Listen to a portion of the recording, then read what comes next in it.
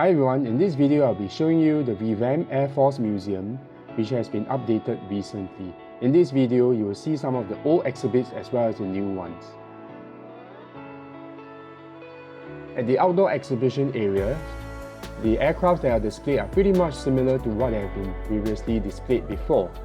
And here we can see the F-5S Tiger III, which is one of Singapore's first acquired fighter jets, and is still in its full length and width, and students can appreciate the scale of how big these aircrafts are like. Here we can see the Strike Master Mk-84, also one of the first generation of jet fighters that the Republic of Singapore Air Force have acquired. And students can also see the inner section of the jet engine. So for an independent country such as Singapore to acquire jet fighters in the early days of its independence is actually quite a feat.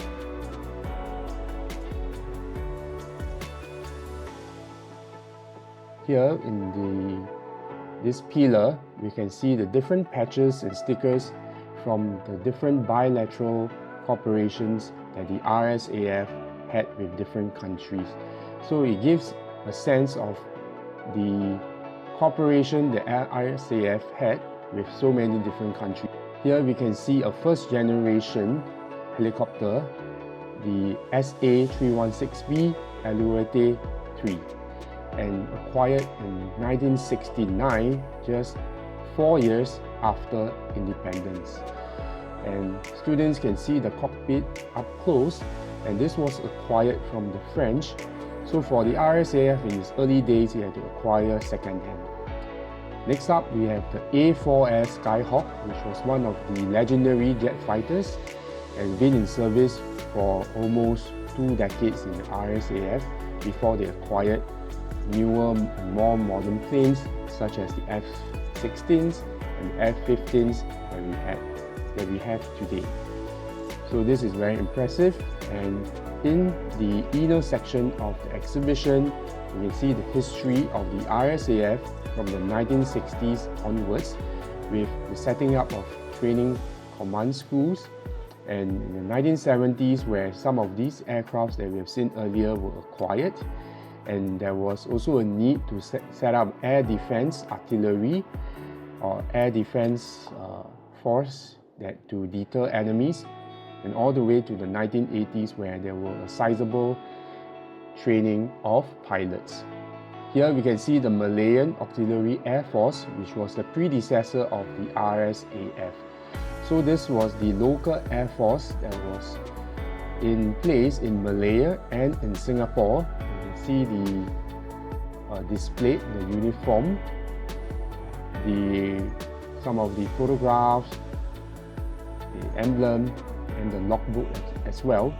So air defense has been around in Singapore for a number of years. In this map, this is a modern pixelated map which shows the different areas which the RSAF currently has in terms of its global networks. So it says that its RSAF actually spends 50% of its time flying outside of Singapore, and because of our limited airspace. In this refresh segment, you can see a very cool interactive panel which shows a LED screen and some of the aircrafts that are displayed here. And in here, which most students will be very interested in, is the 3-panel gamification in terms of simulating an enemy attack on Singapore's airspace.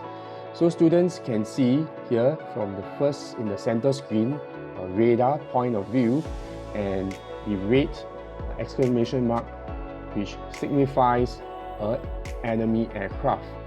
And on the right, student can role play as a fighter pilot, and here I think the center console is simulating the air defense.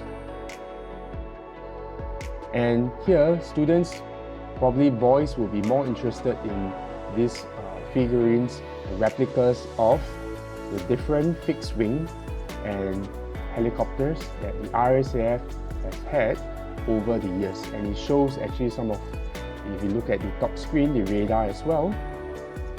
So it is a very comprehensive history, and here it shows the different missions that the RSAF have been involved since the 1980s and 70s as well, the different bilateral cooperations that it has with our neighbors and with other countries as well. It shows that cooperation is very much an important pillar of defense. And here we can see the different domestic missions that the Singapore Air Force, Republic of Singapore Air Force, have undertook in Singapore, and as well as overseas, delivering goods or participating in different missions.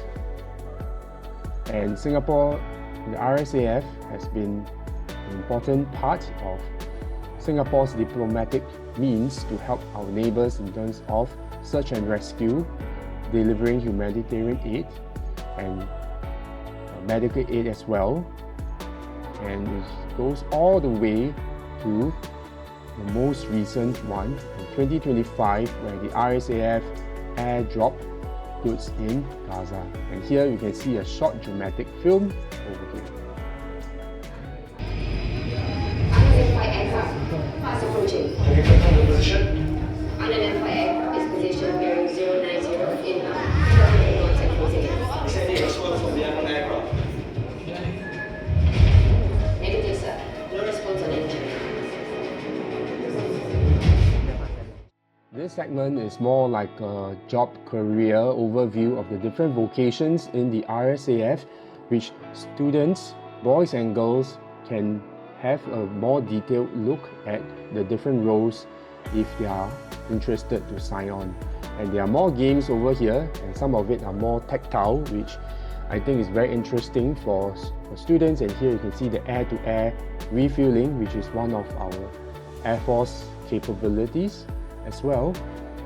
And finally, in the outdoor area, you can see the different hardware, military hardware that the RSAF used to have, from air defense to planes. And overall, it is a very interesting exhibition that teachers can consider bringing their students to. Thank you, and see you in the next video.